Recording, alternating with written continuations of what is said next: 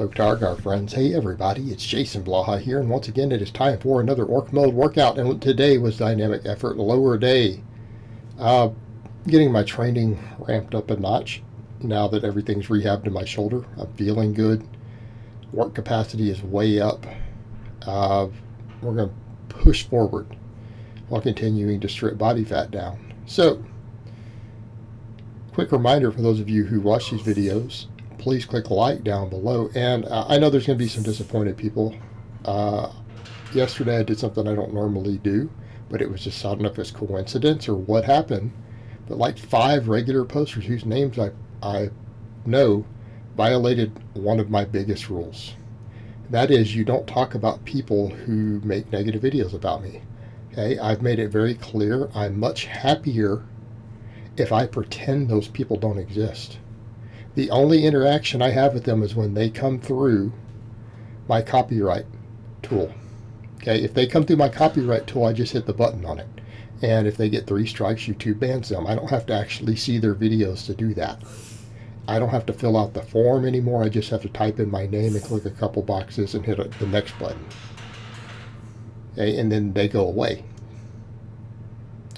So outside of that, I don't want to know that any of these people exist. Don't tell me about it. I'm happier and more productive if I pretend that there's not a single person on the face of the earth who made a negative video about me or a hate website about me. Don't come tell me about it. I've told you guys I don't care. I don't want to see it. I don't want you to know that it exists. In fact, if you even tell me you watch that stuff, then I'll actually fire clients for that. I don't want your money either. Okay, you're a weirdo. You need psychiatric help. So, let's come over to the training. The new rack is put together. People who follow the fan page, the Facebook fan page, saw that already. I've been waiting a month for this thing, by the way, and it's the upgrade for people curious. I don't remember the exact model. Quit asking. Whatever Rogue's 90-inch, blah, blah, blah. Okay. The rack you buy is not dependent upon your favorite YouTuber's exact model. Is dependent upon your space, situation, and budget. Okay. When I did the half rack, I had less space to work with than I do these days. I've got a lot more space. Okay. A lot more space. Therefore, I benefit from the rack. As you guys are going to see all through here, I'm going to use the heck out of it. Yes, there are benefits to having the full rack. These today, actually, because everything was set a little bit different, and I took actually some advice. It was great advice from a really strong lifter. I forgot his first name. Caldwell's the last name. Dude's doing some serious ass training on his channel. He had mentioned, hey, you know, with the safety bar, if you have the bands pulled towards forward slightly, makes it more challenging. Well, I did. When I set it up that way, it felt heavier than it was, and I realized I have at least 10 pounds more band tension than I thought I had. And since there's tension pretty far down, it threw my numbers off a little bit, so it ended up being a little more aggressive than I expected. I was going to do 8 sets, but I realized this is tough. I stopped at 7 doubles with this. And it wasn't quite as fast as I would like, and a lot of it's owing to getting used to the bands again. And that tension pulling forward on this bar. And I'll get used to it. We'll do more work with it. All right? So I want to work on getting faster and faster with each bar. So the speed work today could have been a hair faster. It wasn't as fast as my last one. It's not going to be as fast as my sumos are coming up. But it also hammered the crap out of my upper back. And what I'm doing also, I'm trying to round forward with my upper back a little bit on these instead of keeping my chest and chin up. And you guys can see that better from this angle. Okay. Again, perk of the rack. And I really want the monolift super bad. I have a lot more stuff still coming, but I can't get the monolift. I want one. You see me even crackle on my neck there. It's because it presses on my neck. But we got the upper back work that we want. And that's kind of the point. That's one reason we're using the safety bar. It addresses my weakest squat, which is a safety bar squat, which is my weakest squat because it addresses my weakest link in the squat. It hammers it, and that's the upper back. And people will say, well, Jason, you've got a massive upper back. Look at my quads and stuff. Look at my legs. Doesn't matter that I have a massive upper back, it's still weaker than my lower body. Like, yeah, Jason, you barely box squat mid 500s. Yeah, you see the point there. Why don't I box squat 600? Well, because I've got a weak link somewhere. Upper back's the largest one, so we need to work on it. And a lot of my training is geared heavily towards that. And it's going to need to be for a long time. I may not ever be able to back off it fully. I'm going to do more for it now than I will in the future, but I'll have to always do stuff for it every week. Having bands, though, I can set up. This is so much easier to set up, and I measured all my tensions and everything with these positions. Having a rack that weighs 280 that's bolted down on all four corners to the wood matters. Now, for isometrics, I might be concerned because I have carrier bolts to the 1-inch planks. So I'll probably do isometrics with weight on the bar, not just do it with only, 135. But we'll be messing with isometrics too. Okay. These I try to be more aggressive. I've realized part of my problem with the sumo, okay, I can't grip and rip. It ends up being some grip issues. I've got to learn to just dig in. I've got to learn to get aggressive, pull that bar, and then pull myself into it. Now, some people will say, well, you need to be deeper. Well, a lot of people need to be deeper. That's really kind of where my positions put me on the sumo. And yes, there are world level deadlifters who sumo with hips that high. They do exist. Okay. Do I need to work on getting them a little lower? Yes. But what causes mobility, things like that? It's just muscles.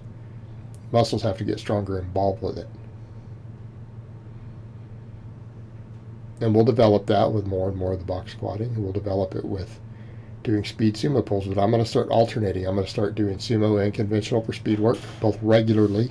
How I'm going to alternate them, I haven't decided if it's going to be 3-week blocks, or if I'm going to even alternate them week to week inside the same wave and just run the percentages.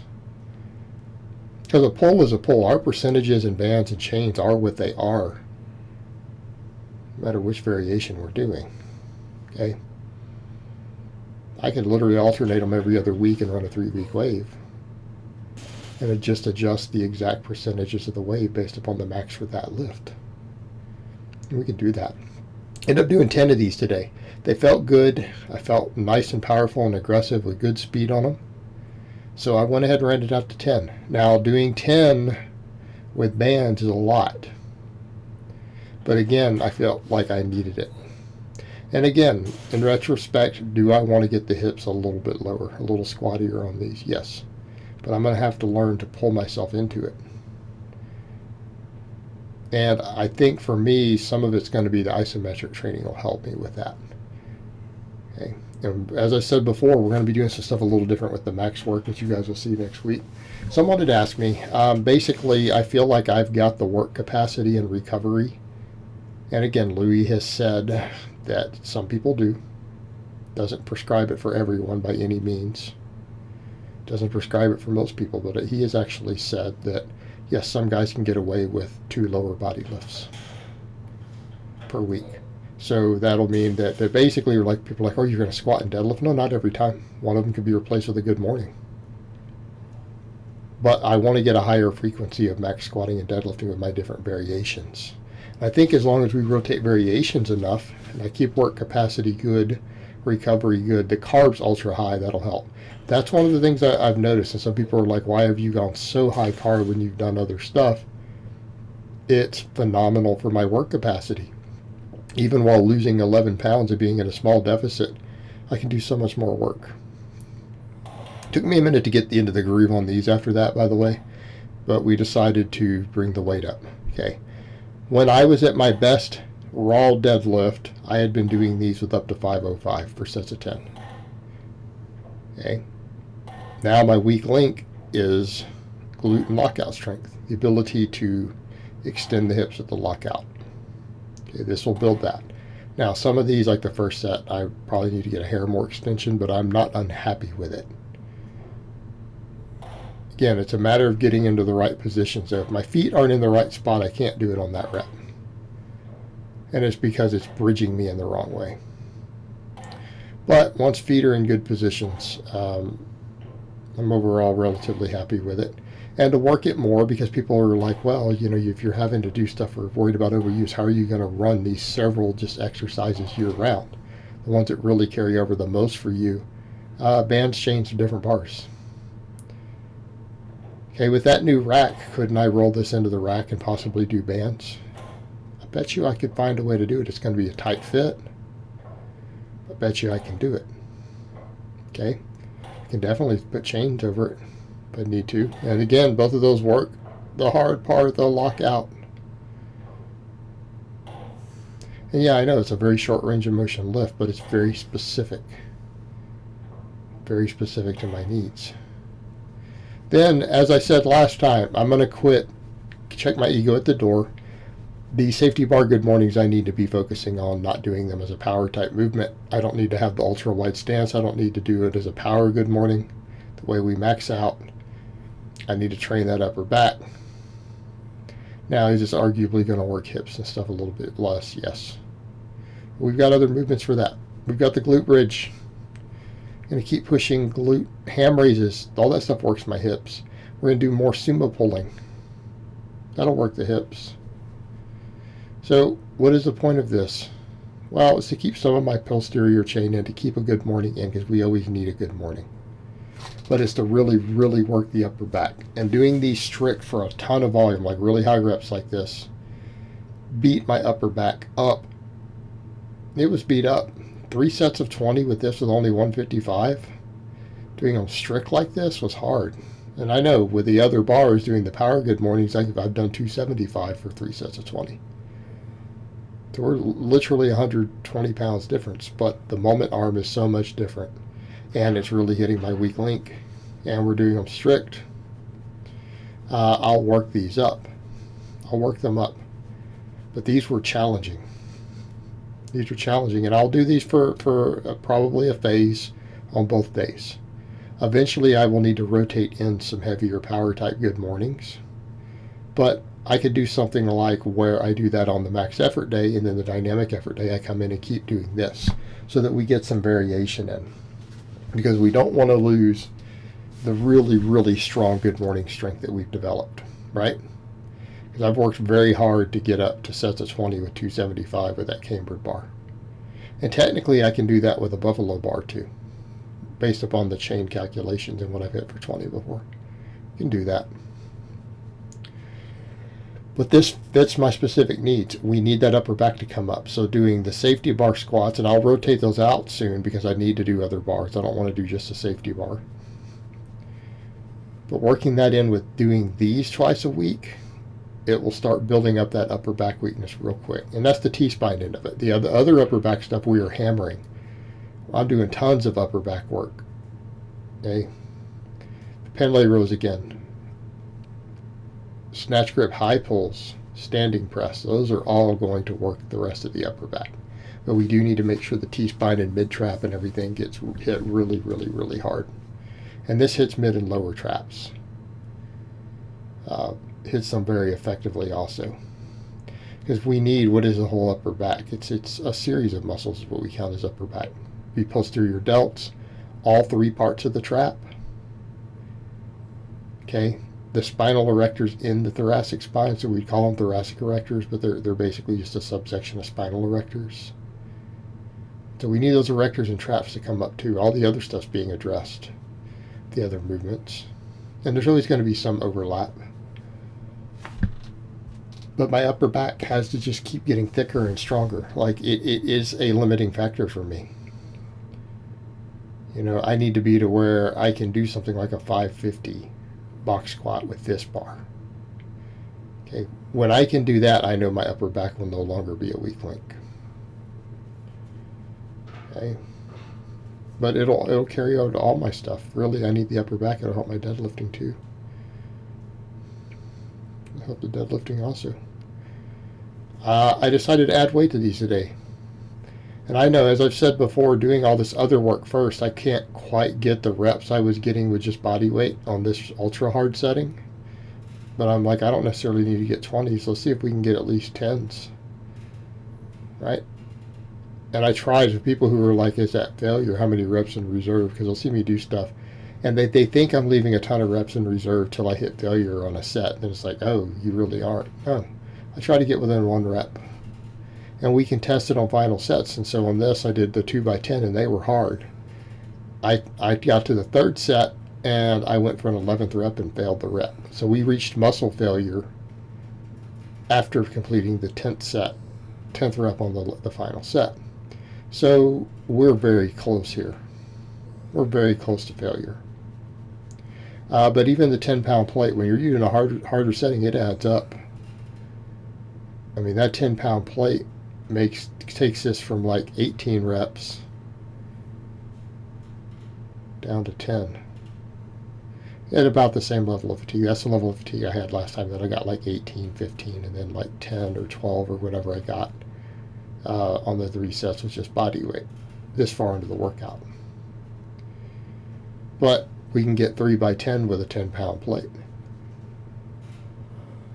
And this is about the hardest setting I can do. I can barely climb up into there. I almost hurt myself climbing out. If I'm not careful, I actually could injure myself trying to get out of it because the thing is so far up.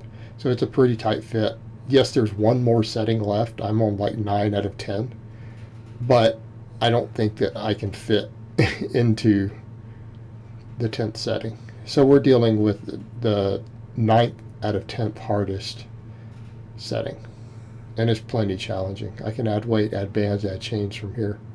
Again, we change it up to avoid adapting to it, to acclimating to it. So we continue to progress. And we help avoid overuse injuries. And that's simple. Guys, a lot of these movements, things are as simple as straight weight versus chains versus bands. Okay, rotating these things around. That's how we avoid overuse. Okay. So, again, options for me. That's an option. So it's what I can do with it. But this is the first time I've done it with a plate in a very, very long time. So again, these were extremely difficult. Got some serious hamstring work in. Definitely some hip work. But overall, a lot of this has been, if you look at everything hit, these lifts that I just did, these 3 supplemental lifts would be a workout for most people. Like we'll see good adaptation and strength gain just from the 2 speed movements, plus these 3 exercises. But then I do some more stuff, right? You guys saw me hit failure there. Then I did 4 sets of pendlay rows with the axle bar. What did I say I'm going to do? We're going to rotate. I'm going to use a straight bar probably my upper body days, and then my lower body days I'm going to come in and work the axle bar. I feel like when I work only the axle bar, my back suffers. I get better lat contraction and can move more weight when I use a straight bar. So how are we going to avoid acclimating? Well, I could probably keep the axle bar in 2 of the days no matter what, and use to get variation the bands and chains on the straight bar work, right? So we can rotate those around. But I feel like I need the straight bar work to get the most back development and the axle bar to get the most grip development. Okay? And since I'm going to do them 4 days a week, I don't mind having ones that changes the emphasis. Like, it's fine if my lats don't get as much work on them. You know, my lats and upper back and everything. Because they're still getting work with the axle bar. Just that grip starts to turn into a limiting factor. And I do get a back pump and a bicep pump on these, but not like I do with the straight bar, because we're just simply able to do more work because the grip it really is a limiting factor for me. My grip starts giving out on these. So I tried to do 4 sets of 20, and I rest pause as I got into it. So again, trying to do 4 sets of 20. I got like 15 or 16 on the final set, and that's all I could do. Grip was just giving out. So again, 4 sets yesterday, 4 sets today. You know, if we do extrapolate that out, it's about 16 sets of rows a week. That's high volume. You guys have seen me do more. I have clients who do more, but 16 sets of rows is high volume, especially considering all the other back work we get indirectly. Because again, I had back activation on the squatting and pulling, right? But again, if we do these 4 days and we use the different different variations so that I make sure things like grip versus back is balanced out. It'll help. Because again, grip, grip, grip, grip, grip. All right, grip is going to be a limiting factor for me on deadlifts.